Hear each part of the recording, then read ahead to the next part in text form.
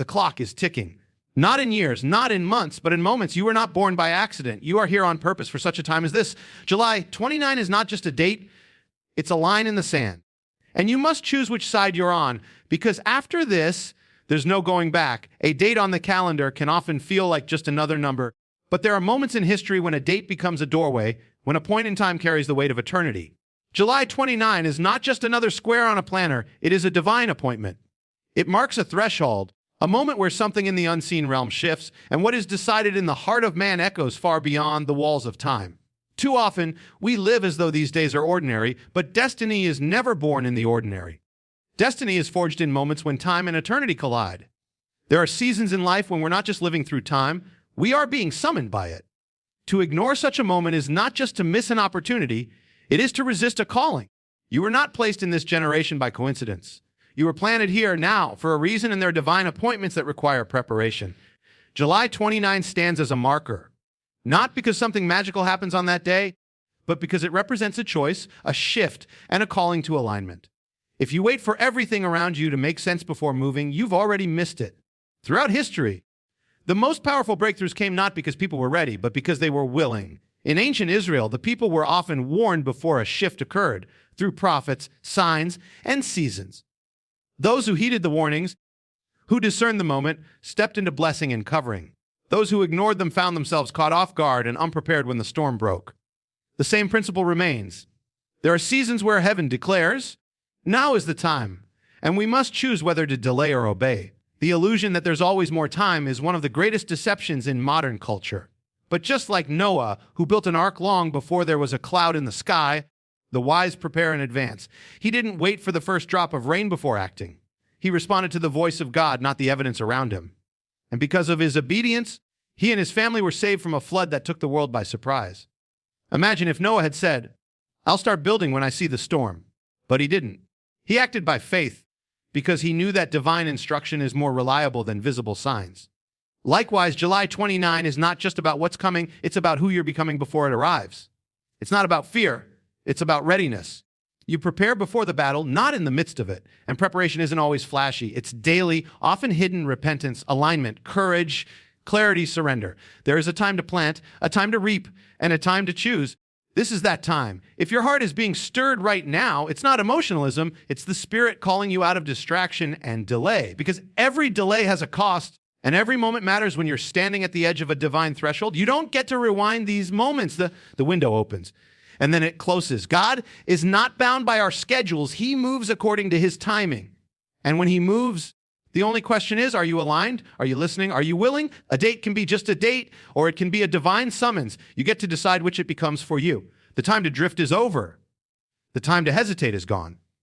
This is the moment to answer the call, to make the shift, to prepare the altar, to let go of what no longer fits where you're going. Because this isn't about a single day. It's about the season it ushers in, the posture it requires, and the decisions it demands. And when you look back, it may be July 29 that marked the moment you finally said, I will not miss what I was born for. That decision can't wait. That urgency is now. So don't wait for the storm. Build the ark. Don't wait for the noise.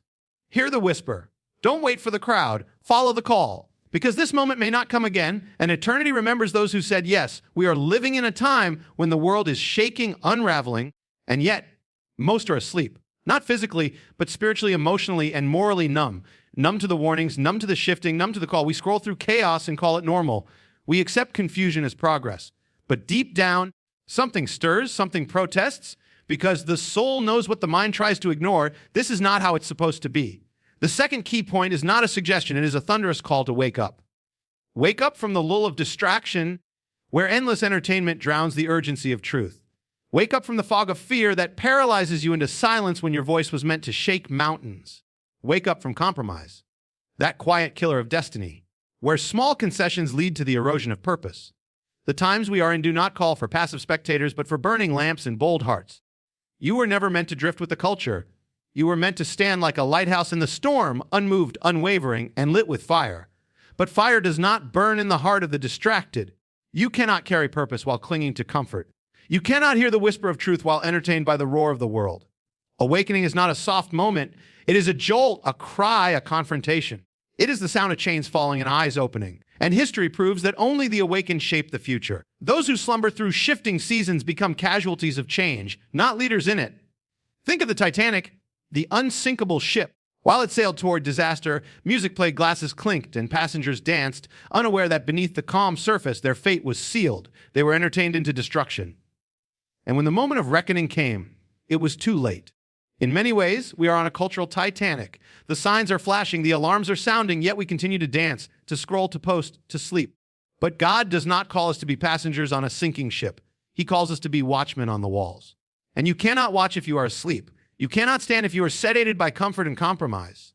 This awakening is not about hype. It is about urgency.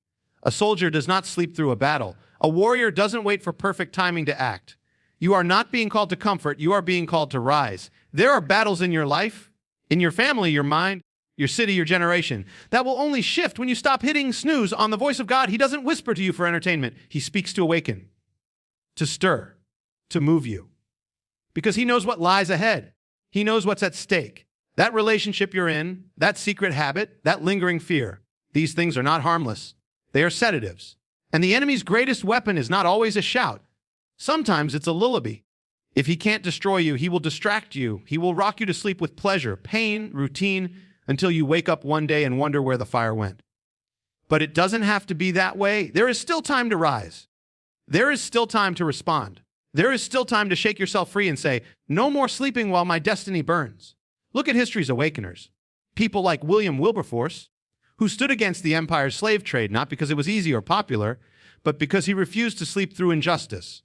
Or Esther, who could have stayed hidden in the palace, safe and quiet, but instead risked her life to speak because she knew she was called for such a time as this.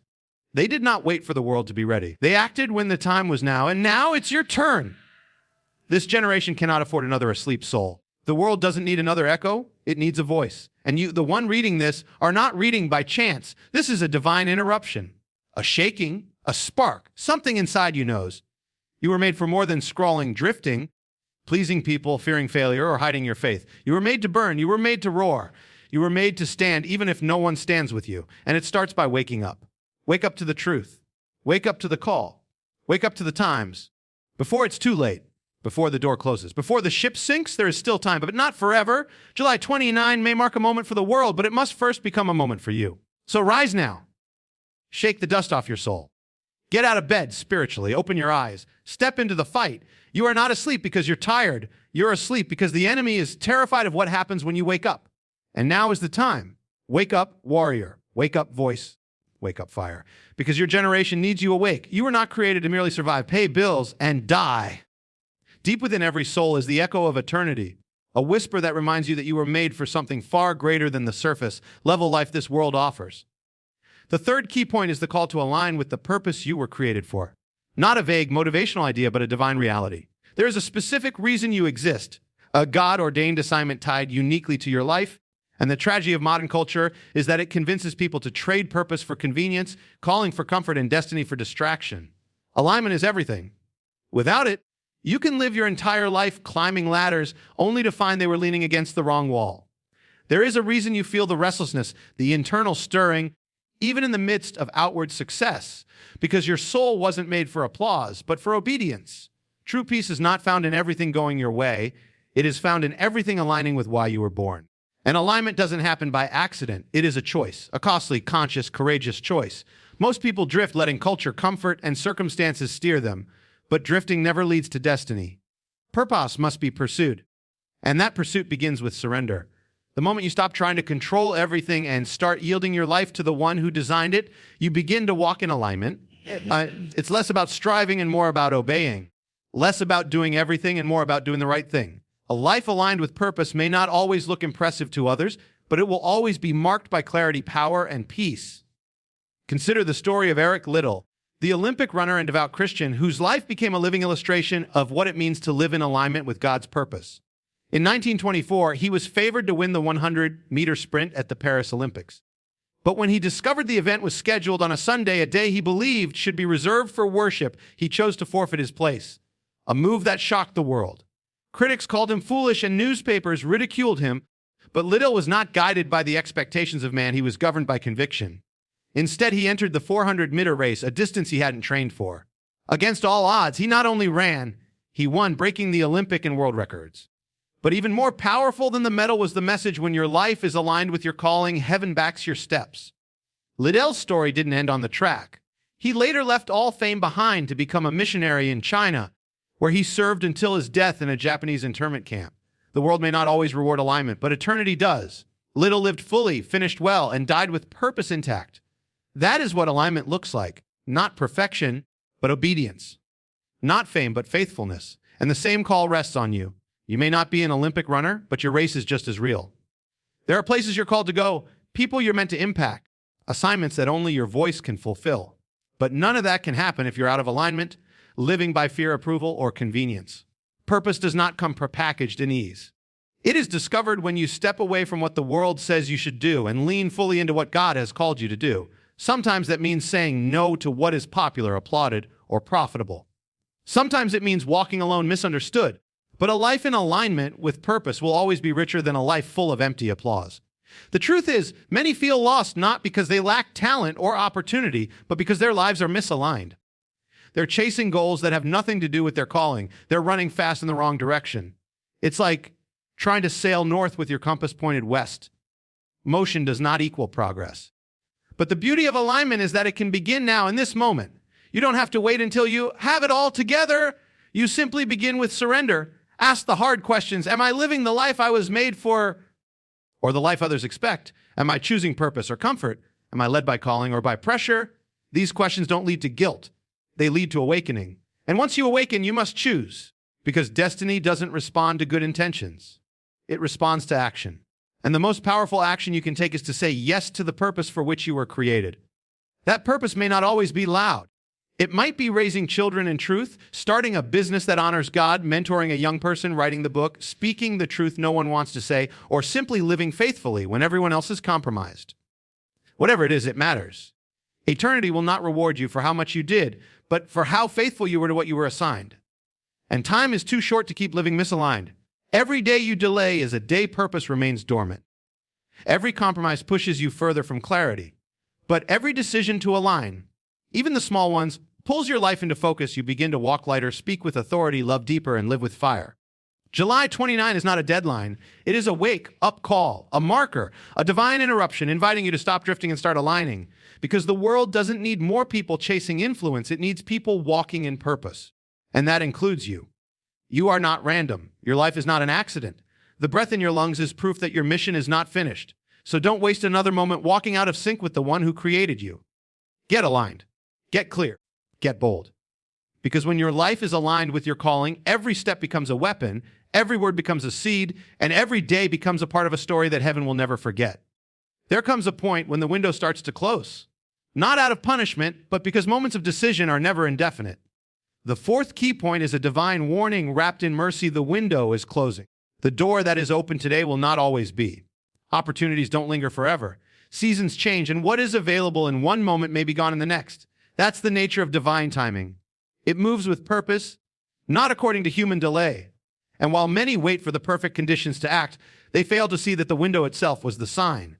How many lives have been derailed because they assumed they had more time?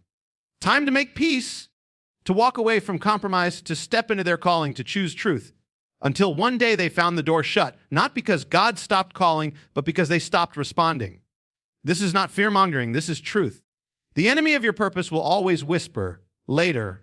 Later you'll get serious. Later you'll forgive. Later you'll obey. But later is the language of delay, and delay is the language of regret.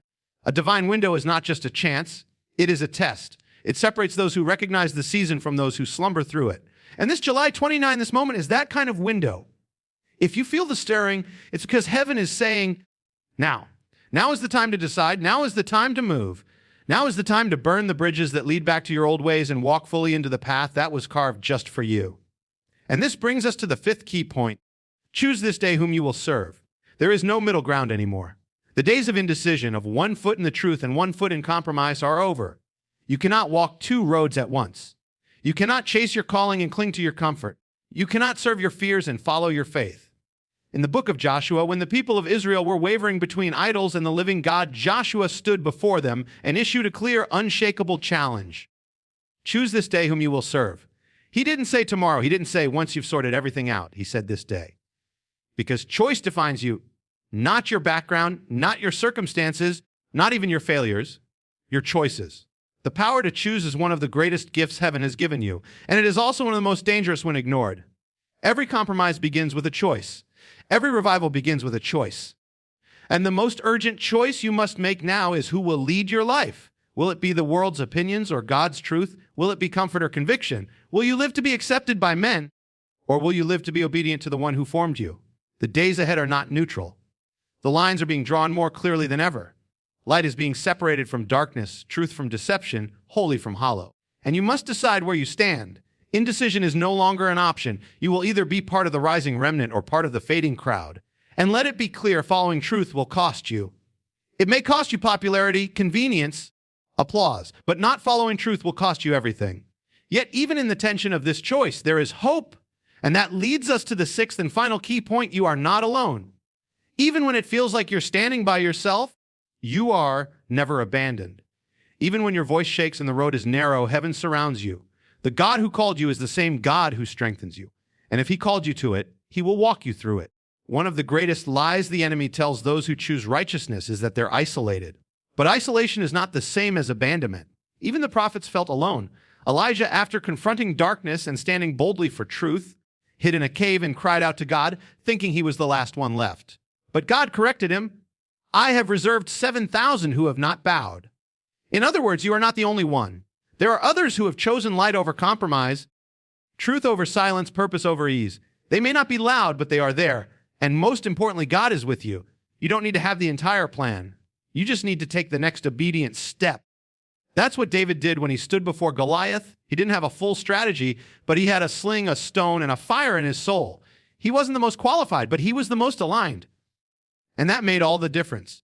When you walk in alignment, when you choose your side, when you say yes while the window is still open, God doesn't just send strength. He sends himself. And his presence is greater than any platform, louder than any opposition, and stronger than any fear. So don't let the silence of others convince you that you are alone. Don't let the cost make you think it's not worth it. And don't let the fear of standing out keep you from standing up. The window is still open, but it won't be forever. The choice is still yours, but the moment is now, and the path may be narrow, but you do not walk it alone. Heaven backs the one who stands. Eternity remembers the one who chooses well. And history is shaped by those who answer when God calls. This is your hour. This is your test. This is your invitation. Choose boldly. Choose now. And walk forward, not in fear, but in fire. This is your moment. This is your wake-up call.